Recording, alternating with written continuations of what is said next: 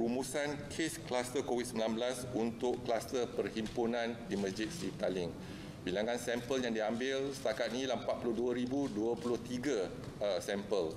Bilangan kes yang positif adalah 3,375 bersama dengan 8.03%. Kes yang masih aktif telah berkurangan hanya 5 kes sahaja. Kes yang sembuh ialah 3,336 kes dan kes kematian kekal 34. Dan pada kluster perhimpunan di Masjid Sri Petaling telah melibatkan 5 generasi dan pada hari ini tiada pertambahan kes. Seterusnya dimaklumkan laporan saringan COVID-19 di 453 sekolah tahfiz dan madrasah sehingga 1 Julai 2020. Jumlah pelajar, guru dan kaki tangan yang telah dikenal pasti ialah 24,298 individu. Jumlah sampel yang diambil dan diuji setakat ini ialah 20,321 individu bersama dengan 83.6%. Jumlah kes yang positif kekal 733 kes iaitu bersama dengan 3.6% dan mereka yang bergejala kekal 98 kes iaitu 13.4%. Mereka yang positif dan tidak bergejala kekal 635 kes iaitu bersama dengan 86.6%. Seterusnya dimaklumkan laporan saringan COVID-19 di 450 pasar di seluruh negara sehingga 1 Julai 2020. Jumlah peniaga, pekerja, pemandu dan lain-lain yang dikenal pasti adalah 45,187 individu. Jumlah sampel diambil dan diuji setakat ini adalah 34,431 bersama dengan 76.2%. Mereka yang dikesan positif adalah 276 kes iaitu bersama dengan 0.8%.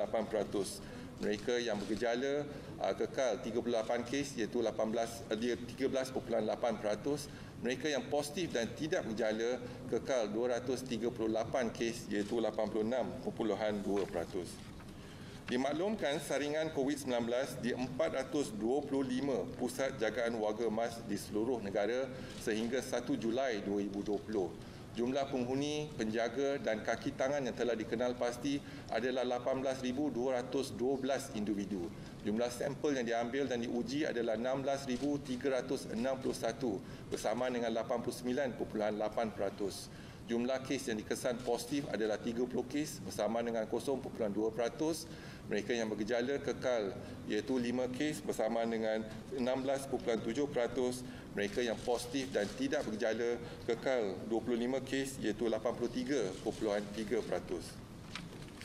Dimaklumkan laporan rakyat Malaysia dan pemastautin tetap Malaysia yang pulang dari luar negara dan dikesan positif COVID-19 adalah seramai 626 kes. Dan pada hari ini ada pertambahan 1 kes iaitu seorang warga negara yang berumur 21 tahun tiada gejala pulang daripada negara Turki. Dimaklumkan laporan jumlah kumulatif warga asing yang telah menjalani saringan dan ujian COVID-19 sehingga 1 Julai 2020 adalah seramai 60,678 individu. Dan jumlah kes yang dikesan positif adalah 2,575 kes iaitu bersamaan dengan 4.2%. Daripada jumlah tersebut, 79 kes masih dirawat dan diasingkan di hospital. 2 kes warga asing masih dirawat di unit rawatan rapi dan jumlah kes kematian kekal 5 kes iaitu bersamaan dengan 0.2%. Seterusnya, laporan 4 kluster depo tahanan imigresen sehingga 1 Julai 2020.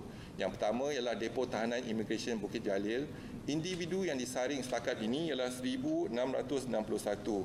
Jumlah kes yang positif kekal 647 melibatkan 644 bukan warga negara.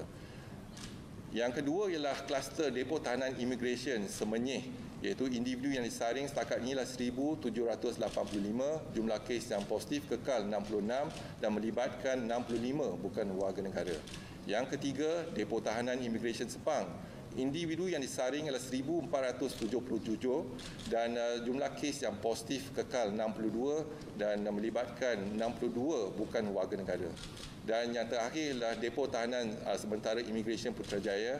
Kluster ini telah pun tamat pada 26 Jun 2020 iaitu melibatkan 101 individu yang disaring dan 2 kes bukan warga negara dikesan positif. Dimaklumkan pada hari laporan kluster COVID-19 yang aktif di Malaysia sehingga 1 Julai 2020 dan pada hari ini tiada pertambahan kes pada semua 17 kluster yang masih aktif dipantau.